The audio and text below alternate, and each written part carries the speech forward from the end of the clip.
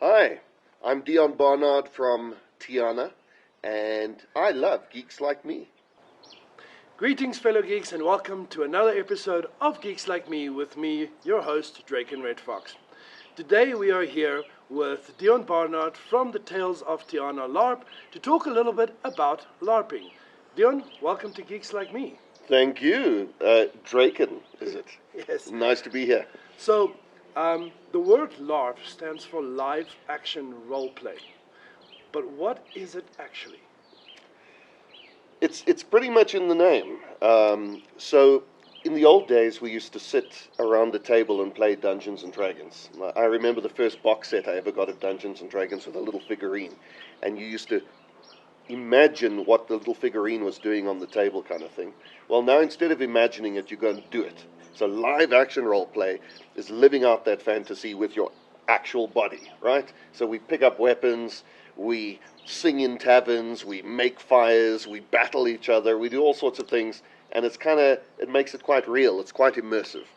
So, basically, it's if you like the game Diablo, it's basically taking a Diablo character and putting it in real life, in short. In short, except it's probably more like World of Warcraft than Diablo.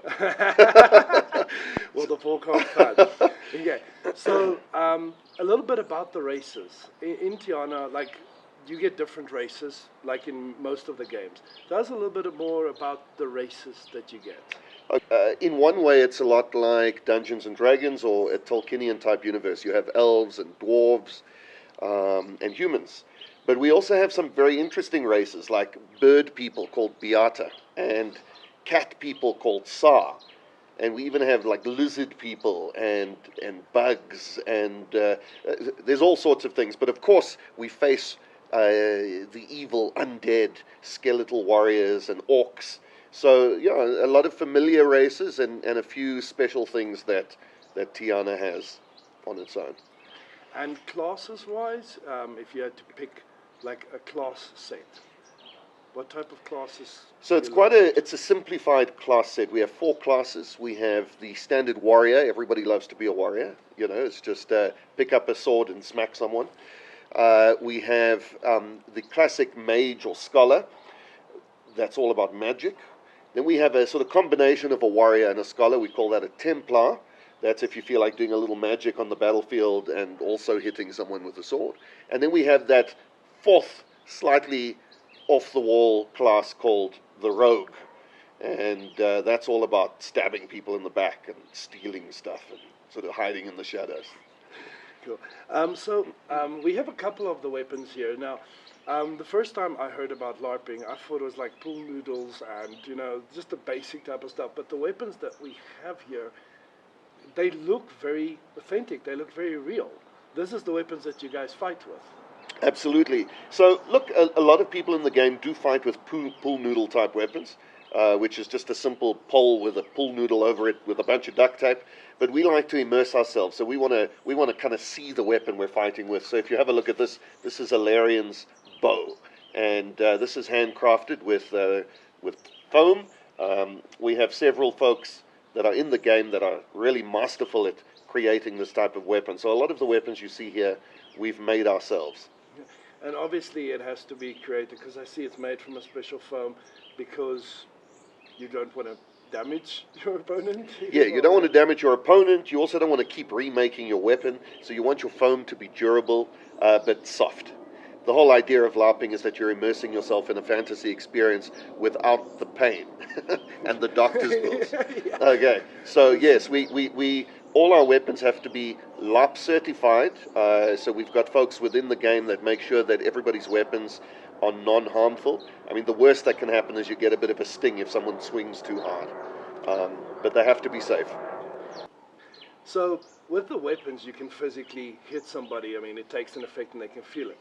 But how would you cast spells in the game, like a fireball or I don't quite know all the spells, but how would you cast a spell?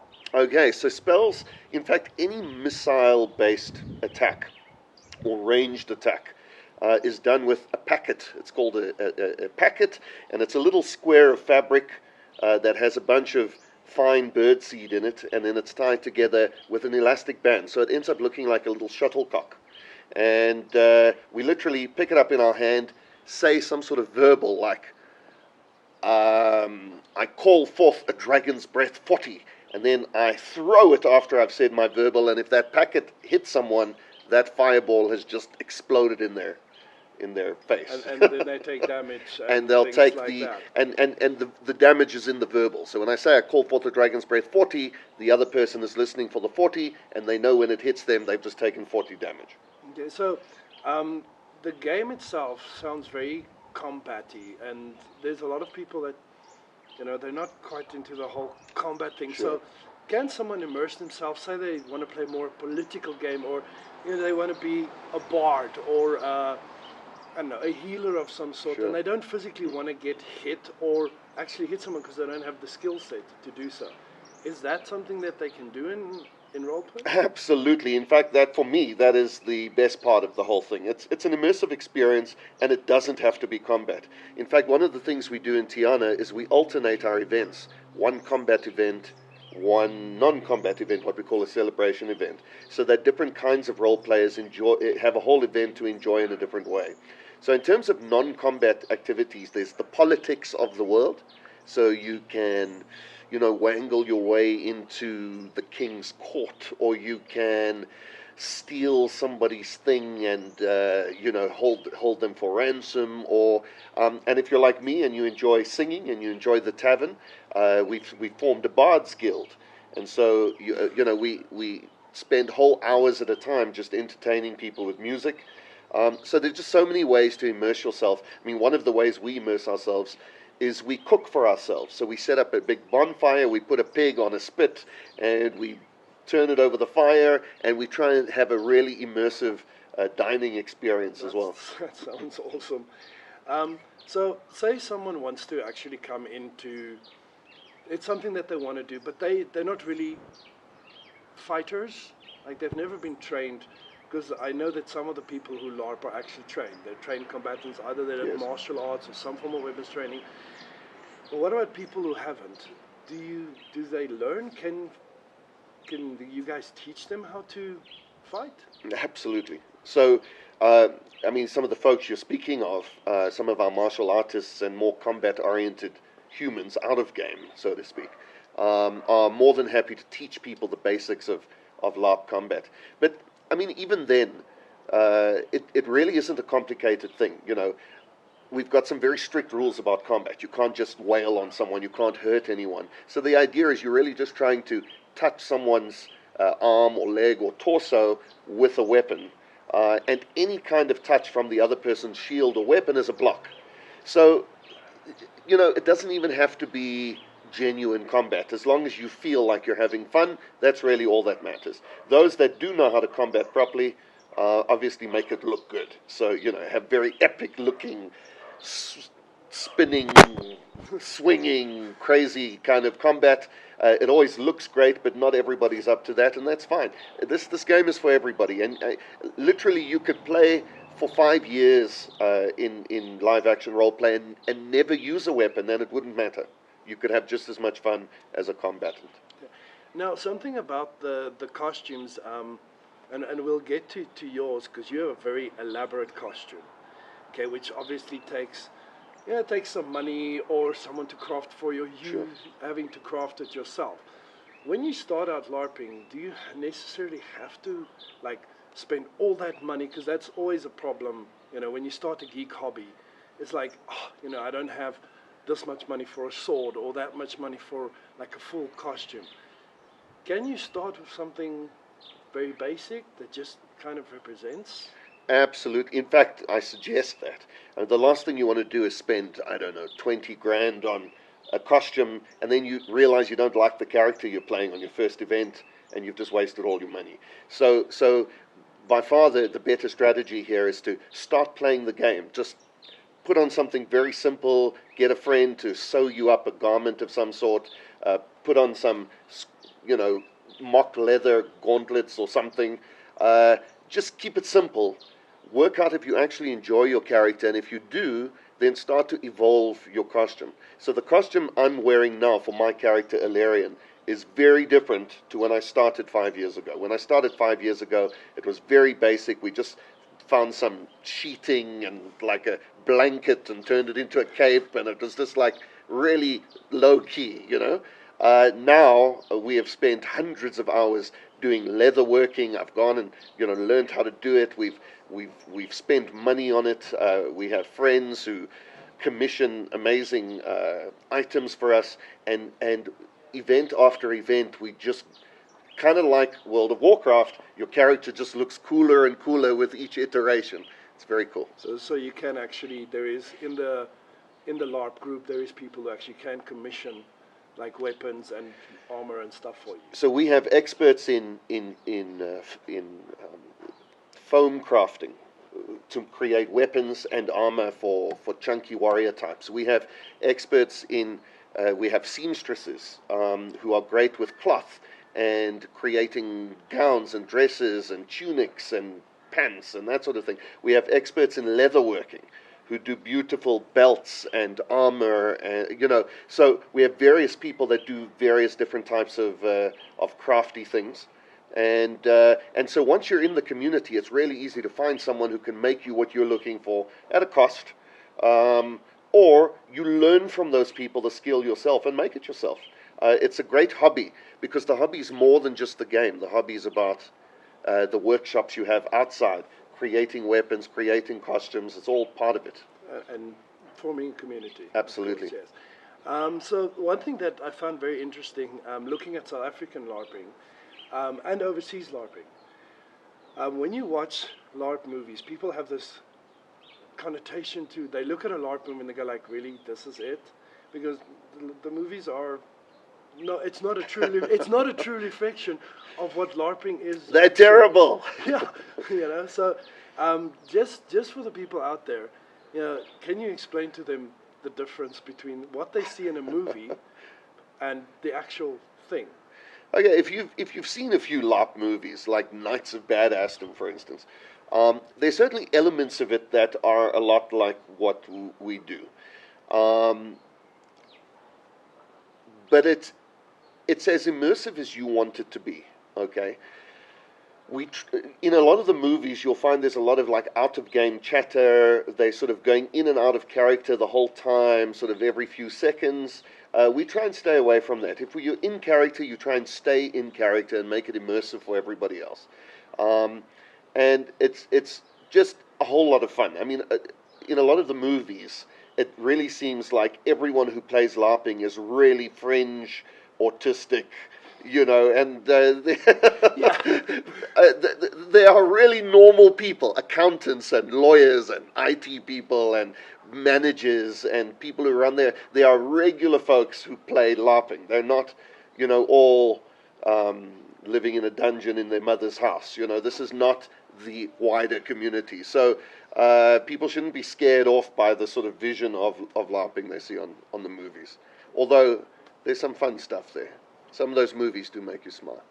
And if someone wants to get into LARPing, do you have, they can obviously go to the website, which you will post at the bottom of this video, www.tiana.co.za. But if they want to immerse themselves and just see what it's like, is there an opportunity that they can come to that's not like a big event? Absolutely. Okay, so we have various events throughout the year. We have 3 or 4 big events, what we call events or camps. So that's where we go away for a weekend and we do Friday, Saturday, Sunday, and we're in character the whole time. Those are great experiences. And people shouldn't be scared to just join one of those. They're really not scary things to do, But throughout the year, in between those major events, we have one-day sort of adventure days where people can come and even without a character, just to see what it feels like to combat and that sort of thing. They're usually little mini combat events, and we're always looking for monsters. And by monsters, we mean we're looking for people who can play the storyline, be the orc or the undead king or the traveling gypsy or whatever it is. And any new player can come in, or anyone interested can come in. We give them a little script, and it says, this is who you are, this is what you're going to do, and when the players come and react this way, you're going to do this. And they just simply follow the guideline of that script and watch what everyone else is doing. We've had lots of people come through, enjoy a day like that, and then get hooked and start joining us on bigger events. And how would they get hold of you guys to be able to find out a little bit more about that? The website's the best place. Our whole community is bound together by the website, tiana.co.za, and we have some Facebook groups as well. So get onto the website, link to a Facebook group, get hold of us. We have some newbie shepherds that'll help new players orient themselves to this whole world. And it is a great community. I mean, we don't just play Tiana together. We party together. We sing together. We do other things together outside of the game, and that community is a family. It's a strong family. So we're always welcoming new people into that family. I have a favor to ask, just for our viewers. I would like to see a transformation from you being as you are now into your character, if that's possible for us. I don't mind getting naked in front of anyone. I'm happy to turn into a Larian for you, absolutely. So please take us through a little bit of your costume, piece by piece.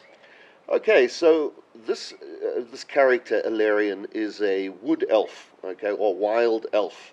I've always been fascinated with elves since Tolkien, since Legolas, as a small child, and so I sort of built this character around Legolas. That's what it was built around, and I try and be as detailed as possible. The more things for someone to look at on the costume, the more interesting it is, and the more striking you are as a character, the more immersive it is.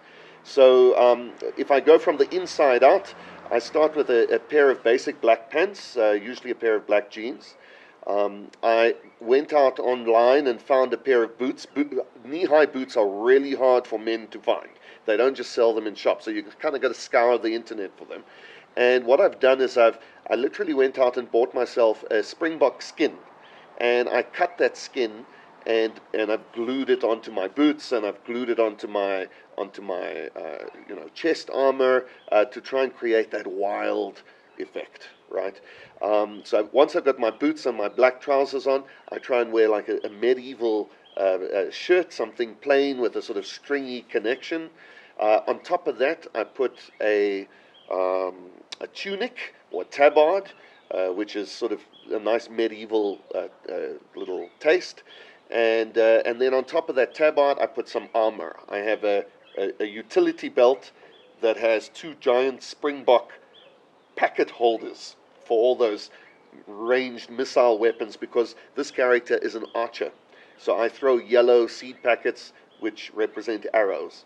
And so I keep those arrows in my springbok pouches, and on that utility belt I also have, my mug and my pipe and my potions and my loot bag and all the other things I need.